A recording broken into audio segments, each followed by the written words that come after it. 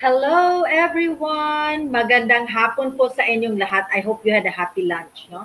So this is Coach Marife Garfin welcoming you to Coaching Think Talk. So I am from Life Coach Philippines and this is coaching for overcoming. And this coaching conversation is for individuals and parents especially who are facing so many different, challenges of all forms in lives, but they want to get out of it as the best version of who they are. Okay, my mission is to empower every parent to take a stand in mental health for themselves and their children. So thank you for joining me live today, and please leave your digital footprints by letting us know where you're coming from today. Please do tag a friend and circulate this video to help reach more individuals who might be needing of what we're going to be talking this afternoon. So you may also give some shout outs to people whom you want to greet and reach, and with some encouragement and inspiring messages. If you're watching this on a replay, comment hashtag replay. And I am streaming via FB page of Life Coach Philippines and YouTube channel Coach AI Connect. And if you are new to our platform, please like, follow, and subscribe. Okay, so magandang hapon po sa inyong lahat. I know you're all fine and I hope that you have your coffee with you have your tea with you so that hindi po tayo antukin, no? But because we have a very interesting topic. So for those who are not really familiar with me, let me just give you a little bit more of an input about me. So I am a professionally co-actively co-create certified life coach and certified mental health coach. I am also a scholar to Master Coach A 6 Steps to six-figure public speaking career training, which we had our culmination in the Samut Summit last August, okay? First week of August. And I'm also a Master Builder Apprentice to Master Coach's Master Builder Apprenticeship Program. And we build a tribe as we help your unstoppable dream come true. I am also the founder and the creator of my nth attempt to parenthood. This is a coaching community that seeks to empower every parent. Kaya nga po marami ngayon ang mga mental health challenges. So we want to be able to gather all the parents, no, and bring them into a full support with one another so that they can really stand for themselves and win the fight of mental wellness in their own homes. Okay, and I am also aside from being a life coach by background, I'm a registered nurse with 22 years of hospital work experience. I am also a wife and a mother to three young adults and the owner of Health and Wellness Coaching Center here in Tacloban City, Leyte, Philippines. And and basically an entrepreneur. So maraming salamat, no, so sa inyong pagdalo dito at pagpunta at pag-attend po dito, no. So I hope that you can bring in and tag more friends to come in here this morning. So this morning I'm going to be talking about overcoming. As I've said, our session or our coaching conversation will be centered on overcoming. And when you talk about overcoming, this means being able to overcome, being able to deal with. So kung ano man yung struggle, ano man yung challenges in life, you're able to overcome or ito ay how do you call it? Ito ay naharap mo at natlalampasan mo. Okay, so before I proceed, let me ask you to look for your pack my bag moment. Yung pack my bag moment po, ito yung like when you attend a seminar, mga aha moments mo, mga realization mo, you're able to connect, you're able to relate. So, pag nakuha po ninyo yan, i-post nyo sa inyong timeline with the hashtag pack my bag moment and hashtag coaching think talk. Ito po kasi ay it's a way, when you do the pack my bag moment, mas naintindihan ng brain mo, mas nakakapag-reflect ka kasi nire-review mo, iniisip mo ulit. And at the same time, you're blessing other people kasi who knows, no, whatever learning at mga aha moment mo, meron ding taong naghihintay niyan at wanted really, yung posting mo will really create an inspiration and encouragement sa kanila. So you look for your pack by bag moment as we talk about unsupportive ecology kasi yun po yung topic natin ngayong hapon. So ilan na ba sa inyo yung naka-experience ng excited ka, meron kang gustong gawin, you're so excited, or you're into a project, you're into a program, you're into school, and you're so excited you wanted to share, but like the people in your space, in your ecology, when you talk about ecology, space, yung environment mo, seems they're not excited for you. Parang wala lang. hindi ka nila sinasagot, they just see you, when you share, parang okay, parang it's not a big deal, but ikaw overflowing ka. And how many of you have experienced that?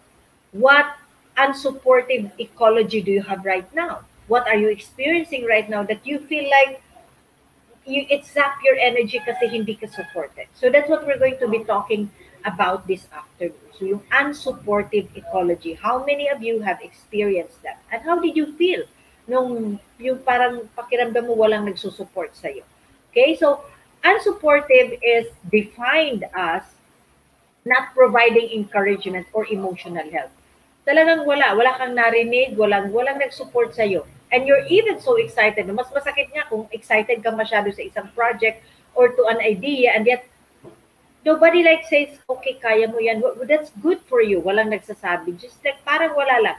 Seems so. Okay? So that's what you call the unsupportive. Okay? So parang nag-iisa ka lang sa isang journey, no? And you're really like, you wanted so much to share pero walang nakakarinig sa'yo, wala naman lang nangungumusta, okay, wala nagsasabi na, oh, you're good, you're doing good, or okay, patuloy ka lang. So when you're facing a lot of discouragement, even dream mo yan, passion mo yan, ano kaya yung pakiramdam ng you're being unsupported?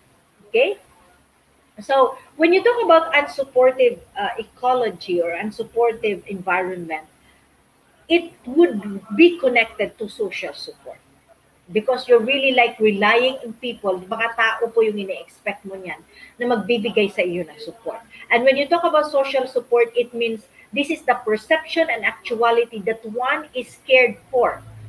And you have an assistance available from other people. Meron nagrarally sa iyo. Okay, other people. And most popularly, that is one part of supportive social network. And I do remember in one of our topic, no, in Coaching 101, there was a study conducted ng 10,000 billionaires. At nalaman doon na they're successful because they have social support. And what are this? Meron silang coach, meron silang mentor, meron silang cheerleader, at meron silang kaibigan. But what about you? Okay, ikaw, meron ka bang nagsusupport sa'yo na feeling mo talaga, wow, so, talagang whatever you do, nandyan sila, naniniwala sila sa'yo. So it's actually boiling down to social support. How much social support do you have in everything or in whatever that you are doing? Okay? So in a study conducted by the Organization on Economic and Cooperative Development based in France, they says that in human studies, low social support has been associated with physiological and neuroendocrine indices of heightened stress, reactions such as an increased heart rate, blood pressure, and other exaggerated cardiovascular response. So meron siyang physical manifestation yung being unsupported. Okay? When you are in an unsupportive environment or ecology. Okay? So the other risk of poor social support are the following. So try to reflect if you feel like if you're in a space na feeling mo and you are in an unsupportive ecology. I remember now Coach Lynn who is into safety at kasama dito yung mental, physical, and emotional spiritual safety. Isa din to sa mga tinatopic niya. So what are the other risks of social support which you can reflect on for yourself at tingnan mo kung nakaka-relate ka dito. Una is there can be depression and loneliness. So if you're unsupportive, you're in an unsupportive ecology, or yung isang kaibigan mo, or yung anak mo, or anyone in your family members or circle of friends, no, depression and loneliness can come to someone na walang who is in an unsupportive ecology. Next is there can be a tendency of alcohol use. Kasi nga gusto mo makalimot. So mataas din yung statistic, no? When you feel like walang nagsusupport, walang nagmamahal sa'yo, it's easy to really abuse, no? Go for alcohol support. Yung para makalimutan mo yung problema mo, iinom ka na lang. Next is cardiovascular diseases. Ito yung mga like hypertension, aside from the heart problem, no? May mga hypertension, yun po yung mga posibleng ma-develop na diseases ng isang tao na walang nasa isang unsupportive ecology o walang social support. Next, there can be an incident of suicide. And if you look into the different news, no, may mga lumalabas like recently, I think last week, meron nag-suicide again here in Eastern Visayas, no? At ang sinasabi nila is walang nagmamahal sa akin, walang nakakaintindi sa akin. So, it's like doon po nagbo-boil down pa rin no, social support. So, unsupportive environment, kahit lang pakiramdam niya yan, hindi naman totoo, but still yung tao nasa space na yun, nasa pakiramdam niya na wala talagang nagsusupport sa kanya. Okay, so those are the other risks of poor social support. So kindly reflect on it and try to ask your friends. Try to connect with people who are in your space. At baka nandito na po sila sa space na to because pandemic is really, nandito tayo sa pandemic and it's hard to really see each other face to face. And sometimes we feel like, okay ka naman, baka okay naman yung kaibigan mo. But there are times no na hindi sila okay, ikaw okay ka. But ikaw din, tanungin mo yung sarili, are you okay now? Do you feel like you're still supported even in your ecology or in your environment or in your space right now? Okay? So in a study, may study conducted in Britain, okay? And in this study, it revealed na yung mga 70 years old and up na mga lalaki na meron silang mga matitibay, they have very strong social support, they are less likely to die. Okay? So mahaba yung kanilang lifespan than those who lack relationship. So yung walang mga karelasyon, walang mga circle of friends who support them, they easily, get old, they easily die. So yung mga 70 years old up down, very strong yung kanilang social support, they have a long lifespan. So isipin natin yan sa mga relatives and friends natin, parents, grandparents, mga aunts and uncle, no, at their age, no, how much are we connecting with them? Kasi nga ito, nakakatulong po ito sa lifespan nila. Okay? So there are different types of social support that a person may need and that you may also give. So we need to understand this para alam po natin saan tayo mag-react, saan tayo magre-respond. So what are these social support? Una, emotional. This is the expression of empathy, love, trust, and caring.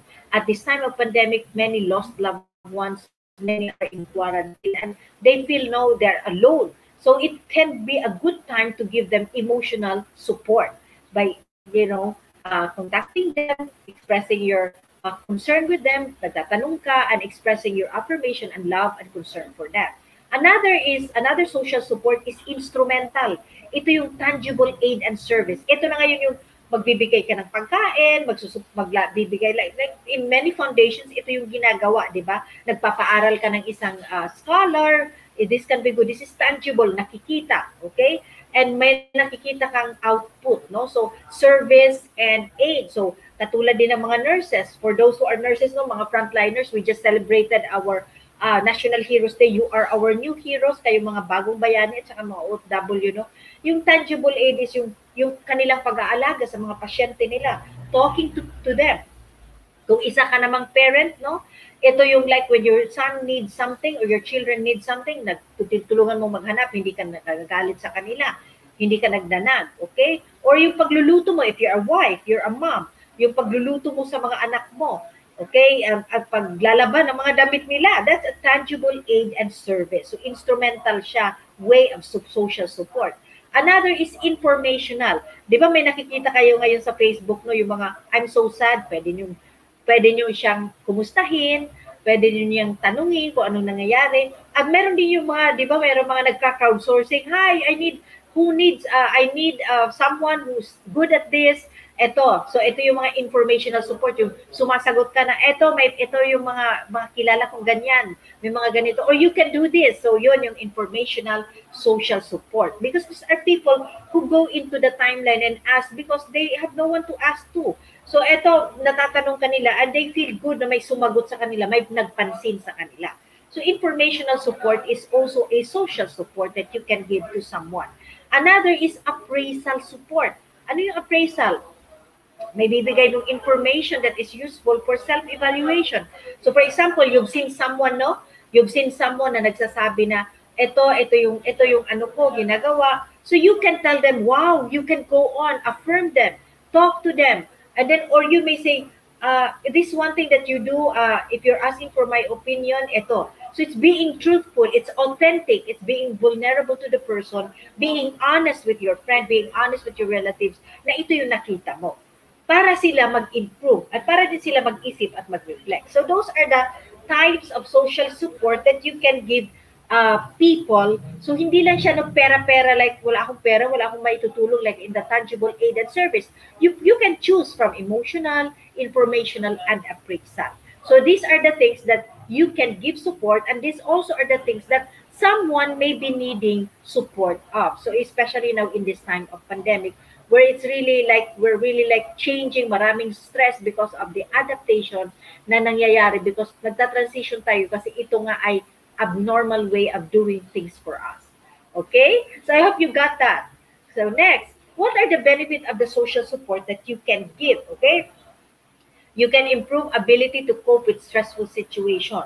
Okay? So when you are having, ito no, benefit of receiving a social support. So kung isang tao nakapag-receive ng social support, you have the ability to cope with stressful situation, then you alleviate the effect of emotional distress because lalo na sa panahon ngayon na time na ito, no, you're fearful na ma-infect ka ng COVID, you're fearful you don't have money to buy for things, or you lost a job. There is really that emotional distress no, because of the uncertainty of time. So you can alleviate when you're given the social support or when you're giving social support, it alleviates the effect of emotional distress. It promote lifelong good mental health kasi nga alam mong meron kang kasama dyan na nag-journey together with you. It enhance the self-esteem of the person. Yung paniniwala niya sa sarili niya, mas nag-i-improve, nagle-level up. So kung na-improve yung paniniwala niya sa sarili niya, that means the person is more able to cope up with daily stresses and challenges of life. Okay, next, it lower cardiovascular risk. Yung sabi natin kanina, di ba, yung mga hypertension, and then it can lower blood pressure. Ito na, pag may nagsusupport sa'yo, hindi, what causes kasi oftentimes the blood pressure rise is kasi yung nag-anxiety yung tao. Okay, and next is promoting healthy lifestyle behavior. Pag alam mong supported ka, you want to do things good. Ganun kasi nangyayari, it's a ripple effect. If what you put in is a positive thing, positive things will come out, definitely. So, promoting healthy lifestyle behavior and encouraging adherence to a treatment plan. So, kung may sakit yung tao, so sabi mo, kaya mo yan. Okay, you can do that. I'm here to support you. Tulungan kita. So, the person is more like, kung may sakit siya, mas, lalo na yung mga tao no, who are suffering from chronic diseases like cancer, diabetes, HIV. So, pag ganyan no, pag may social support, they have the will to continue the treatment plan because they have the will to live because they're inspired and they're encouraged. So that's the benefit of social support. So you can just pick any one of those no that you can express na ito yung kailangan ko. Okay? So importante kasi din na when you wanna overcome, you have to really be able to speak yourself and what you're needing. Kasi hindi nga naman po na nakikita lahat at hindi nababasa ng tao. Not all people are given the gift no to read no and to really like read in between the lines of what we truly need. Okay, so how do we really build your social foundation?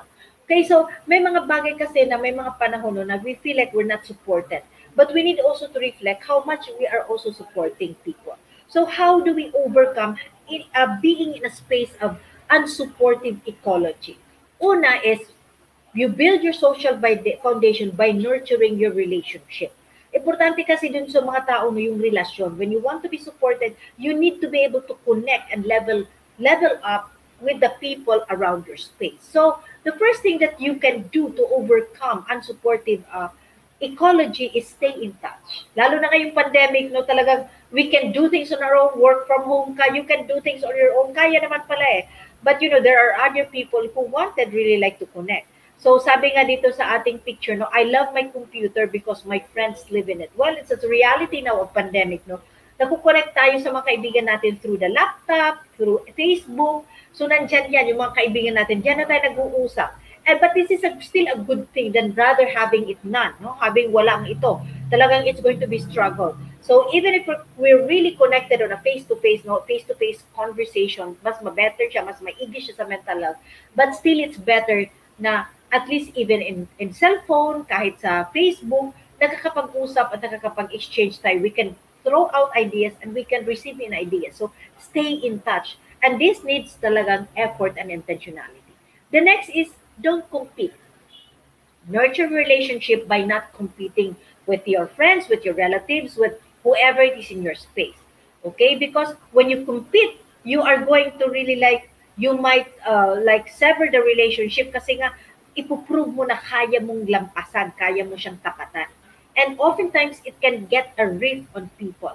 It can rub off on people. So don't compete with people, but rather appreciate them so that they learn also to appreciate you for who you are. So be yourself. Ito, when you don't compete, that means you're doing things that you love on your own.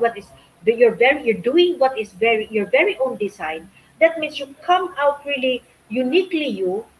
At the same time, because unique ka at na-appreciate mo yung sarili mo, hindi ka nakikipag-compete sa ibang tao.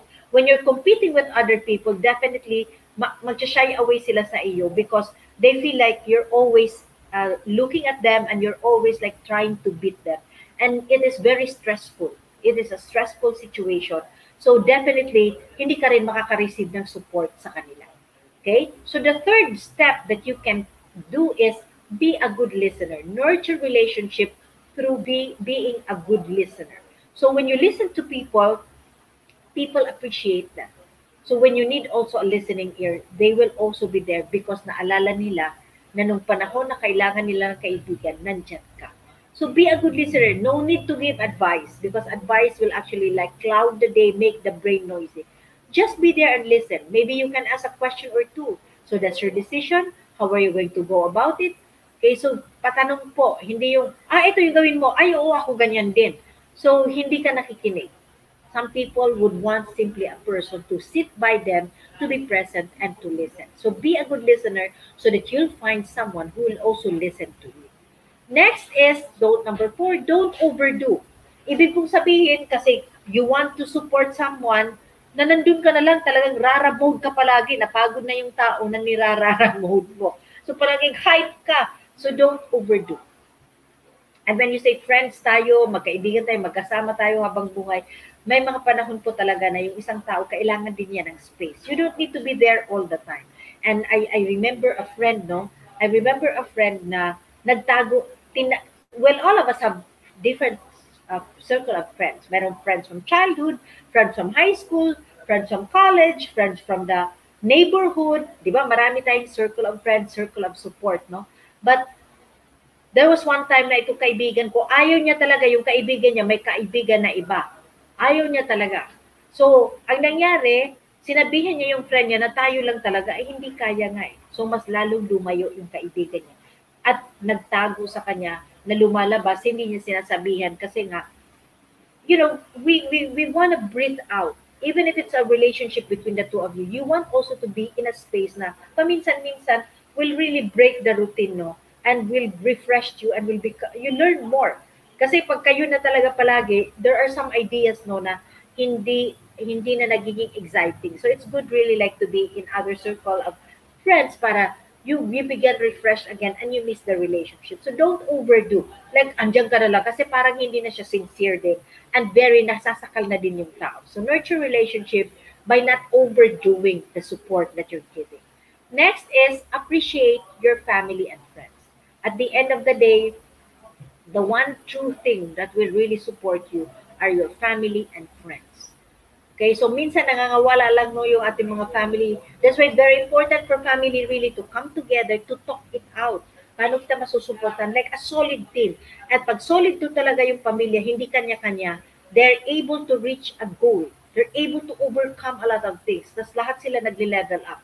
Okay, because they are together. They have the same wavelength. So appreciate your family, appreciate your friends because at the end of the day, basically, yung mga magulang pa rin natin, yung kapatid pa rin natin, sila pa din yung talagang nandyan for us 24/7.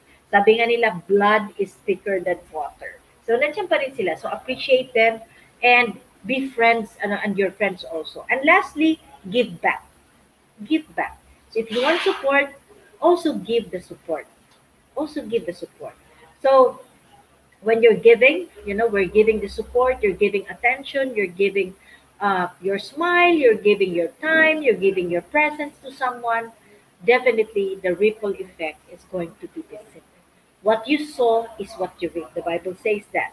So I hope that you think about it. No, you think about it that the support that we need when you are in this unsupportive ecology, counteract that. Master Coach has been teaching us, no, na counterintuitive. If you don't give you support, give them one.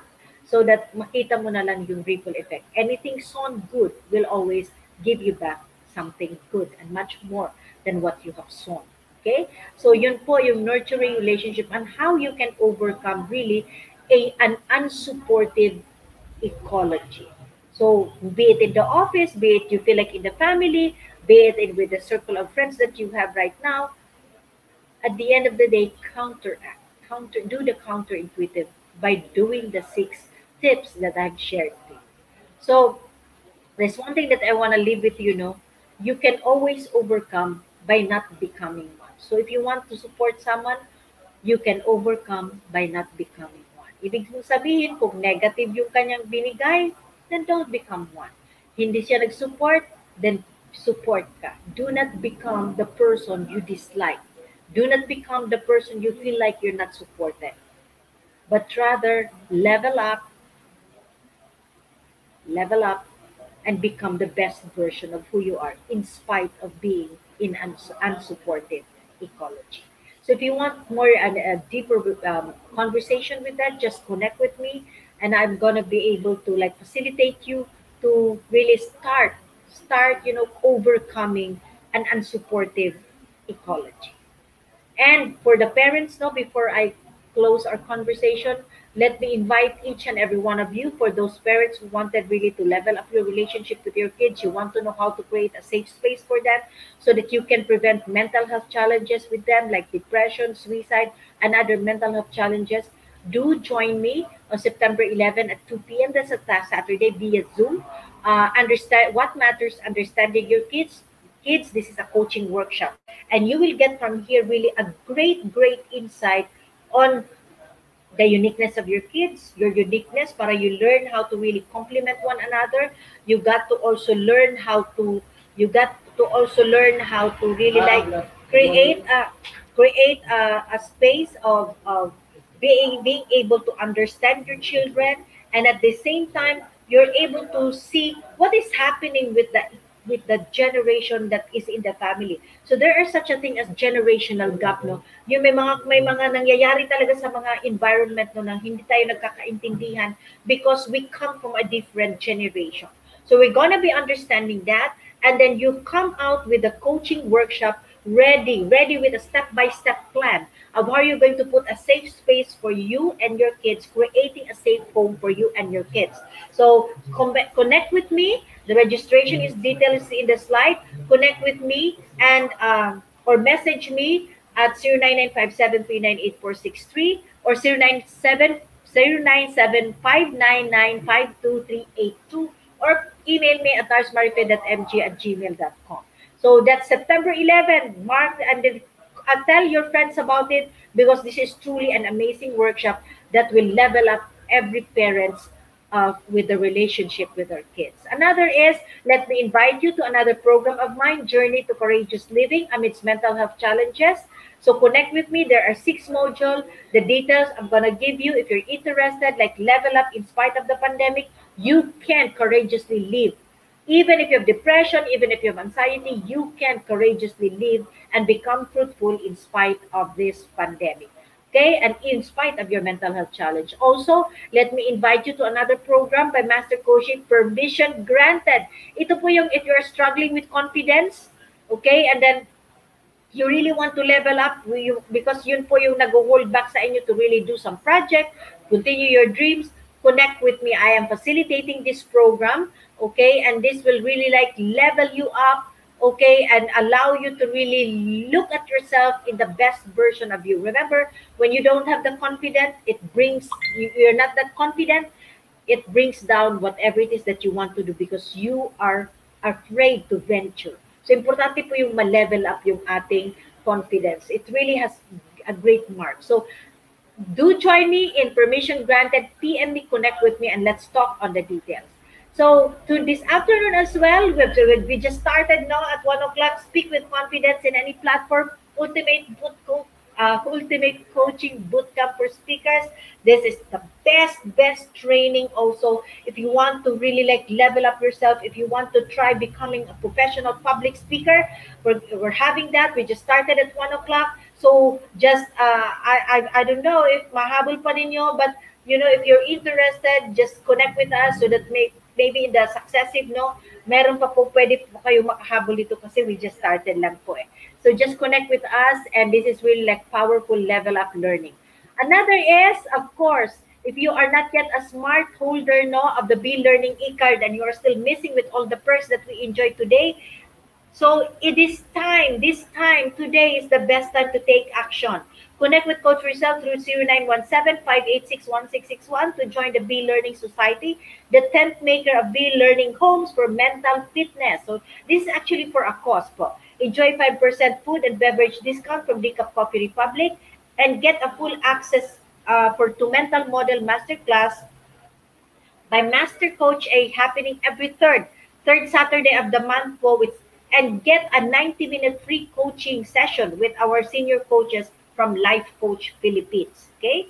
So save the date on September 18. We're going to be having at 7 p.m. our next mental model masterclass, as Master Coach A will teach us about the multiplier skills mental model mastery. So discover the scary truth about the garbage in, garbage out. Ito po.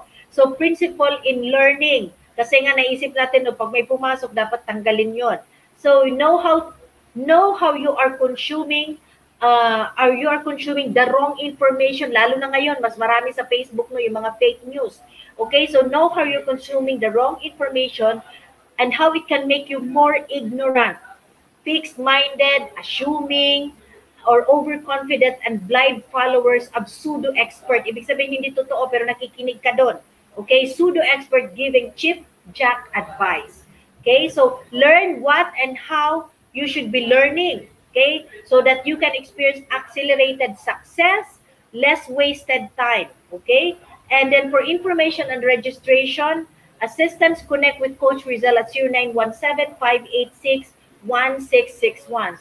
So if you want to really like level up, no, we're going to be having this one, the Be Learning Society. Be part of us. Do join us. Connect with Coach Rizal. This is an exciting learning again on September 18, the multiplier skills. At dito po tuturuan tayo ni Master Coach in the 4 horsemen of the information apocalypse. So exciting, di ba? Exciting. If you look at the ad, no, grabe talaga yan. So learning how to learn sorry, can multiply your success. So it's all I'm one person who believe that when you learn, you grow. You stop learning, you stop growing. Okay, so connect with us. So for individuals who intend to embark on a journey of becoming a certified life coach, Master Coach now offers co-actively co-create life coach certification program. This is a comprehensive approach to learning and mastering life coaching as an active process of creating a new path to achieving results in life, so that success is inevitable in every coaching relationship. It includes a 21-day web-based learning which you can start anytime po, 3-day live coaching bootcamp with Master Coach A, and a 3-day live business bootcamp with senior coaches and senior team. So grabe, hitik na hitik po itong certification na ito. Talagang magle-level up after this one. The program package also comes with many bonuses. So connect with Coach Rizal at 0917-586-1661 to discover the opportunities of waiting for you in this profession. So do join us for another coaching conversation later with Coach Maureen for coaching for single living at 4 p.m. So marami pong learning ito. Join us. So once again, thank you so much for being here. Once again, this is Coach Marife Garfin from Life Coach Philippines. This is Coaching Think Talk. Coaches like us think and talk like this. This is us from the Philippines. This is us from the Philippines. Love, bam, boom, love, bam, boom, love, bam, boom. God bless everyone. Thank you so much for joining me. All tribe learners, thank you for joining me. God bless.